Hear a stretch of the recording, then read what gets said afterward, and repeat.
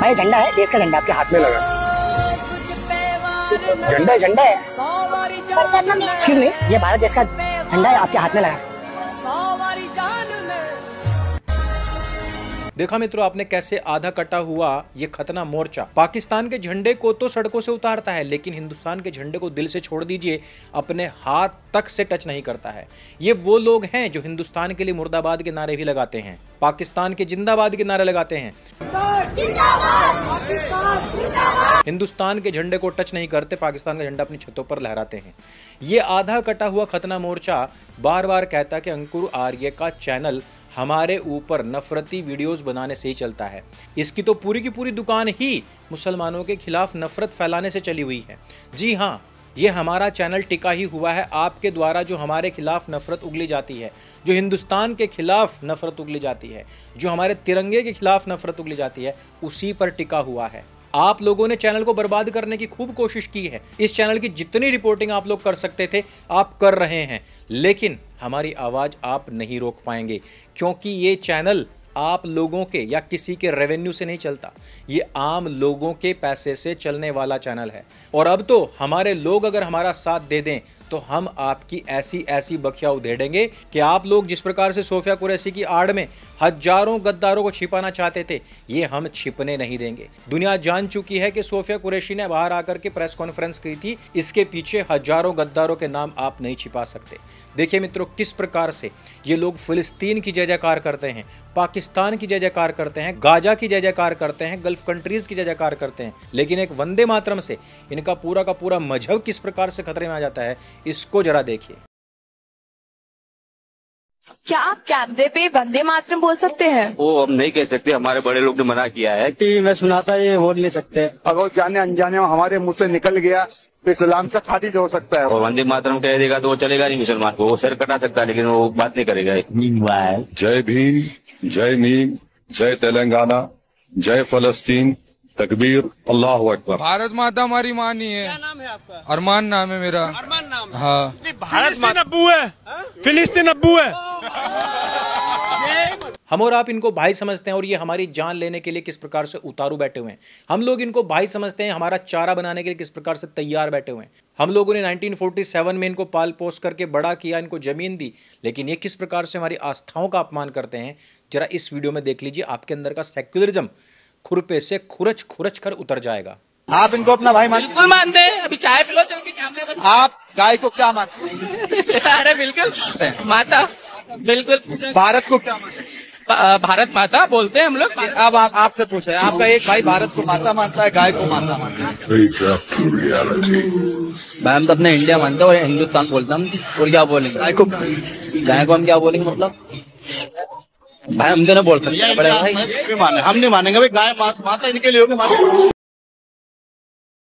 मित्रों, इन्हीं गद्दारों के लिए जनरल साहब ने कहा था कि हमारे देश को वामपंथी और इस्लामिक विचारधारा से नहीं बल्कि इस आधे कटे हुए खतने मोर्चे से खतरा है। मैं बार बार इसी वजह से इस प्रकार के वीडियोस, इस प्रकार के खुलासे करता हूं, ताकि हमारी सरकार जागरूक हो, आप लोग जागरूक हों और इस आधे कटे हुए खतने मोर्चे पर एक तकड़ा एक्शन लिया जा सके, ताकि देश के अंदर छिपी हुई इस गद्दार दिमक के ऊपर मिट्टी तेल डाला जा सके और इनका समूल विनाश हो सके। क्योंकि हम ये पंचशील सिद्धांत नहीं खेल सकते। हम चाणक्य के अनुयायी हैं कि दुश्मन के घर में चूहे का बच्चा तक नहीं बचना चाहिए, अन्यथा वो भी हो सकता है कल बदला लेने के लिए आए। इस प्रकार की विचारधारा यदि आप दुश्मन के बारे में रखेंगे, घर के अंदर छिपे हुए गद्दारों को नहीं ढूंढ ढूंढ करके मारेंगे, तो फिर आपको कोई बचाने वाला नहीं है। ठीक उसी प्रकार जिस प्रकार से हमने भी इस प्रकार के गद्दार पाले हुए हैं। हम क्या बोलेंगे? क्यों नहीं बोलोगे? पाकिस्तान का इतना प्यार है, पाकिस्तान मुर्दाबाद बोलो। बोले? बूढ़े देख लिए, जवान देख लिए, महिलाएं देख ली, बच्चों को भी देखिए किस प्रकार से आसपास के हिंदू बच्चे भारत माता की जय, वंदे मातरम सब कुछ बोल रहे हैं, लेकिन जो बीच में लाइन आपको दिख रही है, ये जो जालीदार टोपी सिर के ऊपर ढके हुए लोग आपको दिख रहे हैं, इनके मुंह से एक शब्द नहीं निकलेगा।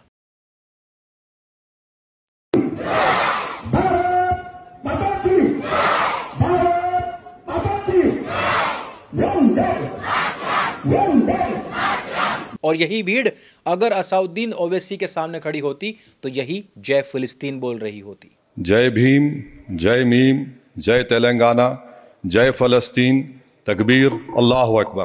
कुछ लोग कहते हैं कि पढ़ लिख करके मुसलमान हिंदुस्तान के प्रति वफादार हो जाता है। एक मुसलमान जो हिंदुस्तान से पढ़ा लिखा फर्राटेदार इंग्लिश बोलता है, हाईली एजुकेटेड है, वो क्या कह रहा है पाकिस्तान के विषय में, इसको भी अपने कानों से सुन लीजिए। Given the situation in India and Pakistan that's unfolding right now, I was born in India, I was raised in India, I lived there for a few years, and I fully support Pakistan. मित्रों, ये विचारधाराओं का खेल है।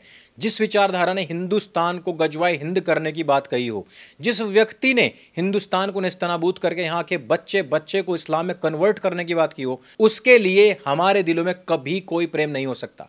उसके लिए हमारे दिलों में केवल और केवल नफरत हो सकती है, दुश्मनी हो सकती है, शत्रुता हो सकती है। इसलिए हमें जबरदस्ती ये ना कहा जाए कि हमें अलाने फलाने ढिमकाने, जिसने भी हदीसों में इस प्रकार की बातें लिखी और लिखवाई हैं, उसके प्रति सम्मानजनक शब्दों का प्रयोग करना चाहिए। हम नहीं कर सकते, और इस बात को हमारे देश के सुप्रीम कोर्ट है, यहाँ की कानून व्यवस्था सबसे पहले समझ ले, क्योंकि सबसे पहले उन्हीं की तुल्ली काटी जाएगी, क्योंकि हम और आप सब उनकी नजरों में काफिर हैं, और काफिर वाजिबुल कत्ल होता है। मतलब कौन काफिर है? हिंदू काफिर है। काफिर है। अच्छा, जैसे मैं मुस्लिम हूँ तो हिंदू नहीं हूँ, तुम हिंदू तो कहोगे नहीं, मैं मुस्लिम हूँ तो आप काफिर हो। यही तो गलत तालीम दी, तो बिल्कुल गलत तालीम जा रही बताओ, गलत कैसे में? अगर इस्लाम के अकॉर्डिंग पढ़ेंगे तो काफिर वो है जो अल्लाह में बिलीव नहीं करता। हाँ, तुम करते हो तो बताओ, बनो मुसलमान। हिंदू करते हो तो अल्लाह विश्वास करो, करते हो। अच्छा, सब रुक जाइए, मैं क्यों कलमा पढ़ूंगा यार? तो बोल रहे हो तुम काफिर हो। मुझे कोई शौक नहीं है कलमा पढ़ने का। भारतीय फौज के बारे में इनके विचार क्या हैं, कई बार सुनवा चुका हूं, नए विचार सुनिए। हाँ, तो गलती तो अपनी है ना। जब आर्मी हमारी मौजूद है तो लोग घुसे कहाँ से वो लोग? मैं तू काम क्या है? तुम भारतीय सेना के ऊपर सवाल उठा रहे हो। मैं घूमने आया हूँ। सवाल किसने उठाया? माइक नहीं पकड़ना, माइक पकड़ने की जरूरत नहीं है। जवाबी कार्रवाई पे क्यों नहीं बोल रहे हो? भारत के प्रधानमंत्री के विषय में इनके क्या विचार हैं वो पहले बता चुका हूं, लेकिन नए विचार सुनिए। भाई रोज आया वरना गाली बक देता प्रधानमंत्री को। मैं यार प्रधानमंत्री को गाली क्यों बकेंगे? भाई बक देता, समझा करो। पाकिस्तान के झंडे बचाने वाली महिलाओं पुरुषों को मैं पहले भी दिखा चुका हूं, नया वीडियो देखिए। ये क्यों निकाला? पाकिस्तान झंडा क्यों निकाला? पाकिस्तानी झंडा क्यों निकाला? ज्यादा मत करो। पाकिस्तानी झंडा क्यों निकाला?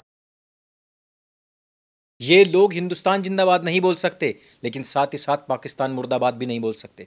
और कारण क्या है? क्योंकि इनके खसम, इनके साथ हलाला करने वाले सारे के सारे पाकिस्तान में बसते हैं।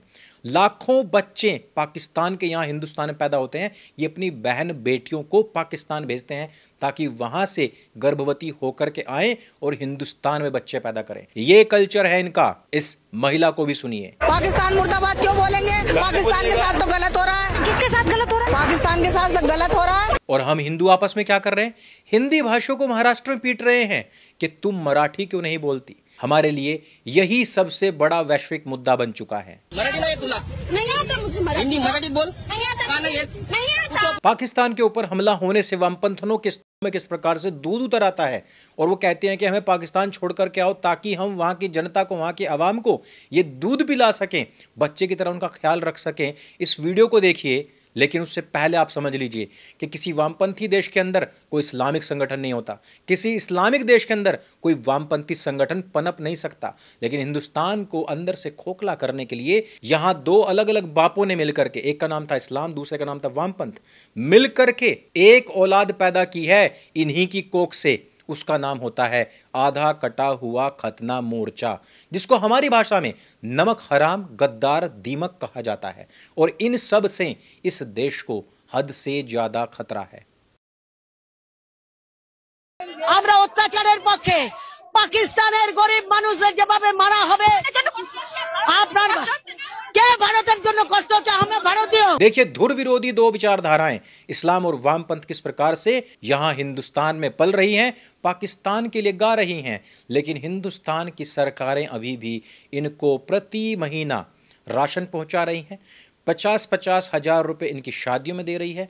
अल्पसंख्यक आयोग के द्वारा 60-60 हजार करोड़ रुपए के बजट पास किए जाते हैं। इसके अलावा सैकड़ों योजनाएं इनके नाम से बनी हुई हैं, वो भी किस लिए? ताकि इनको मदरसों में सिखाया जा सके कि कौन काफिर है और कौन मोमीन है, काफिरों के साथ क्या करना चाहिए। ये सब कुछ पढ़ाने के लिए हिंदुस्तान से नफरत और गद्दारी करने के लिए, पाकिस्तान का सपोर्ट करने के लिए, यहाँ की खाने के लिए और वहाँ की गाने के लिए। जब तक सरकारें चाणक्य नीति का पूर्ण इस्तेमाल ना करते हुए इनकी गर्दनों पर पैर नहीं रखेगी, हम इसी प्रकार से केवल समस्याएं गिनवाते चले जाएंगे।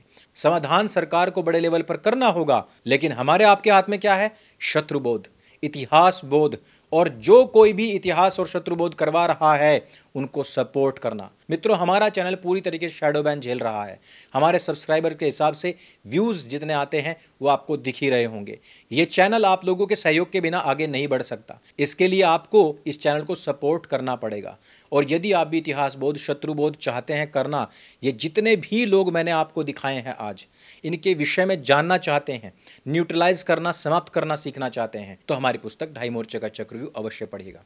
इस वीडियो में सिर्फ इतना ही। अगर ये वीडियो आपको अच्छी लगती है, जानकारी से भरपूर लगती है, इसको सबके साथ में शेयर अवश्य कीजिए। मेरे संग बोली सत्य सनातन वैदिक धर्म की जय। जय हिंद, वंदे मातरम।